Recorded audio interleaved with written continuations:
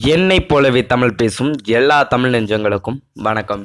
இன்னைக்கான டாபிக் என்ன அப்படின்னு பார்த்தீங்கன்னா, பால் குடிப்பது சரியா தவறா? ஒரு நாளைக்கு நம்ம எவ்வளோ பால் குடிக்கிறோம் அப்படின்னு கணக்கெடுத்தோம் அப்படின்னு பார்த்தீங்கன்னா, காலையில் எந்திரிச்ச உடனே ஒரு பால், ஒரு காஃபி, அதுக்கப்புறம் வேலைக்கு போனதுக்கப்புறம் ஒரு 12 o'clock போல் ஒரு காஃபி, அப்புறம் சாப்பிட்டு முடிச்சு 3 o'clock ஒரு காஃபி, வீட்டுக்கு வந்து 6 or 7 o'clock ஒரு காஃபி, அதுக்கப்புறம் கடைசியாக நைட்டு படுக்கையில் ஒரு டம்ளர் பால்.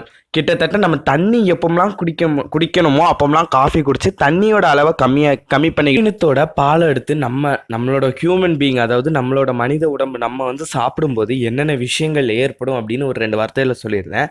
ஏன் சாப்பிடக்கூடாது அப்படின்னு சொல்லியிருந்தேன். ஃபஸ்ட்டு, ஒரு உயிரினத்தோட பால் எடுத்து நம்ம சாப்பிடையில அந்த உயிரினத்துக்கு, அதாவது அந்த பசுக்கோ எருமைக்கோ அந்த மாட்டுக்கோ அந்த பால் சுரக்கிறதுக்காண்டி ஃபர்ஸ்ட் ஆஃப் ஆல் அவங்க என்ன செய்கிறாங்க அப்படின்னா, சில ஹார்மோன்கள் அதுக்குள்ளே செலுத்துகிறாங்க மாட்டுக்குள்ளே. அது மாத்திரை மருந்து ஊசியிலேருந்து எல்லா வகை நம்ம மனுஷன் உடம்புல என்னென்ன செய்தோமோ அதை எல்லாமே மாடுக்கும் செய்கிறாங்க. இது மட்டும் இல்லாமல் இயற்கையாக நம்ம வந்து புல்லை மேய விடலை மாடுகளை. ஃபர்ஸ்ட் ஆஃப் ஆல் இதுக்கு அடுத்து நம்ம பால் டெய்லி குடிக்கலாமா குடிக்கக்கூடாதா அப்படிங்கிறத இனி வர்ற நான் இப்போ சொல்ல போகிற டிப்ஸ் அண்ட் ட்ரிக்ஸை யூஸ் பண்ணி நீங்கள் அதை வந்து புரிஞ்சுக்கோங்க. ஸோ ஃபஸ்ட்டு என்ன அப்படின்னா, இந்த ஹார்மோன் சுரக்கிறதுனால சின்ன பிள்ளைங்கள்லேருந்து பெரிய பசங்க, அதாவது பெரிய நம்ம தாத்தா பாட்டி எல்லாருமே பாதிக்கப்படுதாங்க நம்ம இந்த நார்மல் பசு. அதனால் பாக்கெட் பாலை எல்லாருமே நம்ம ஒரு முறையிலேருந்து 2 முறை மட்டுமே சுட வைக்கணும். அதுக்கு மேலே சுட வச்சிங்க அப்படின்னா அது கெட்டு போயிடும். அதனாலே பாக்கெட் பாலை வந்து ஃப்ரிட்ஜிலே வச்சுருக்காங்க. நம்பர் 1. 2வது என்ன அப்படின்னு பார்த்தீங்கன்னா, நம்ம வீட்டில் இருக்க பசுவிலேருந்து எடுக்கப்படுற பாலில் நிறைய பாக்டீரியா இருக்குது.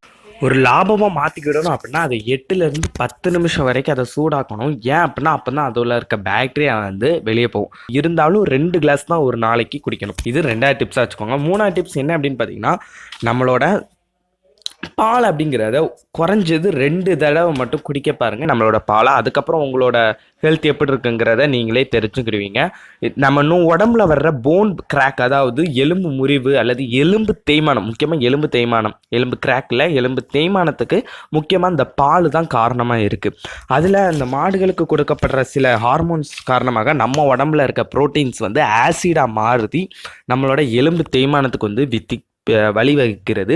அந்த ஒரு காரணத்துக்காண்டி நம்ம அந்த பால் அப்படிங்கிறத முக்கியமாக தவிர்க்கப்பட வேண்டிய ஒரு விஷயமா கருதப்படுது.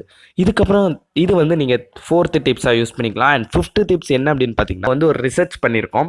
என்ன ரிசர்ச் அப்படின்னா, பால் குடித்தவங்க, அதாவது நார்மலாக ஒரு நாளைக்கு 2 கிளாஸ் பால் குடிக்கிறவங்க, ஃபஸ்ட் இந்த வீடியோவோட ஸ்டார்டிங்கில் சொல்லியிருப்பேன், காலையில் வேலைக்கு போனதுக்கப்புறம் அப்புறம் வீட்டுக்கு வந்து அப்புறம் நைட்டு இந்த டைமிங்கில் காஃபி பால் சம்மந்தமாக ஏதோ ஒன்று குடிக்கிறவங்க, ப்ளஸ் இது மட்டும் இல்லாமல் எக்ஸ்ட்ரா குடிக்கிறவங்க, இது வந்து ஒரு கேட்டகரி. பால் வந்து 2 நேரம் குடிக்கிறவங்க ஒரு கேட்டகரி. ப்ளஸ் 3வது கேட்டகரி என்ன அப்படின்னு பார்த்தீங்கன்னா, பாலே குடிக்காதவங்க. இவங்களை வந்து ஒரு ரிசர்ச்சுக்கு ஈடுபடுத்தும் போது எலும்பு தேய்மானம் அப்படிங்கிறது பால் அதிகமாக குடித்தவங்களுக்கு தான் வந்திருக்கு அப்படிங்கிறத இதில் நீங்கள் நோட் பண்ணிக்கோங்க. இது வந்து என்னோட 5th டிப்ஸாக யூஸ் பண்ணிக்கோங்க. நான் இப்போ சொன்னது எல்லாமே உங்களுக்கு புரிஞ்சிருக்கும் அப்படின்னு நினைக்கிறேன். நான் இது வரைக்கும் பால் குடிச்சிக்கிட்டு இருக்கேன் சின்ன பிள்ளையிலேருந்து. என்னால் பாலை தவிர்க்க முடியலை அப்படின்னா, கோகனட் மில்க் இருக்குது. அப்படி இல்லைனா பேக்கெட் மில்க் இருக்குது. பேக்கெட் மில்கை கூட பெரும்பாலும் யூஸ் பண்ண வேண்டாம். அந்த 3 தடவைக்கு மேலே யூஸ் பண்ண வேண்டாம். கோகனட் மில்கை நம்ம அடிக்கடி யூஸ் பண்ணிக்கலாம். ஏதாவது ஒரு ஐட்டத்தில் போட்டு சாப்பிட்டோம் அப்படின்னா நமக்கு நார்மலாக காஃபி குடித்த டேஸ்ட், அதாவது காஃபி குடித்த நிம்மதி வந்து அதில் கிடைக்கும் அப்படின்னு ரிசர்ச் சொல்லுது. நான் சொல்லலை, ரிசர்ச் சொல்லுது. இதுக்கப்புறம் ஒன்று உங்கள்கிட்ட சொல்லணும் அப்படின்னு நினைக்கிறேன். மில்க் சம்மந்தப்பட்ட மித்த ஐட்டங்கள், அதாவது கேர்டாக இருக்கட்டும், கீயாக இருக்கட்டும், தயிராக இருக்கட்டும், நெய்யாக இருக்கட்டும், இது மட்டும் இல்லாமல் சீஸ், பட்டர், எக்ஸட்ரான்னு மில்க் சம்மந்தமாக எதுனாலும் சொல்லிட்டு போகலாம். நம்ம மில்கே வேண்டாங்கோ, அப்போ இது மட்டும் சாப்பிடலாமா? இதுவுமே சாப்பிடக்கூடாது. இப்போ நான் அந்த டாபிக் பற்றி பேசிகிட்டு இருக்கேன், எனக்கு ஆப்போசிட்டில் இருக்கவர் இந்த கொஸ்டின் கேட்குறாரு. அந்த ஒரு காரணத்துக்காண்டி தான் இந்த சீஸ், பட்டர், கீ, கேர்டு இது எல்லாமே யூஸ் பண்ண வேண்டாம் அப்படின்னு சொல்லலாம். ஆனால் பெட்டராக ஒன்று இருக்குது, மில்கில் செஞ்சது நீர்மோர். நம்ம தமிழ்நாட்டோட ஏதாவது ஒரு திருவிழா, ஏதாவது ஒரு ஃபங்க்ஷன் அப்படின்னா நீர்மோர் அப்படிங்கிறது கன்ஃபார்ம் இல்லாமல் அந்த திருவிழா நடக்காது. அதனால் நீர் மோரை வந்து நம்ம எப்போனாலும் எத்தனை வாட்டினாலும் நம்ம யூஸ் பண்ணிக்கலாம். ஒரு பாட்டில் அடைச்சி நீங்கள் தண்ணி தவிக்கிற நேரம் நீர்மோரை கூட யூஸ் பண்ணிக்கலாம். ஸோ நீர்மோர் is the best for everything.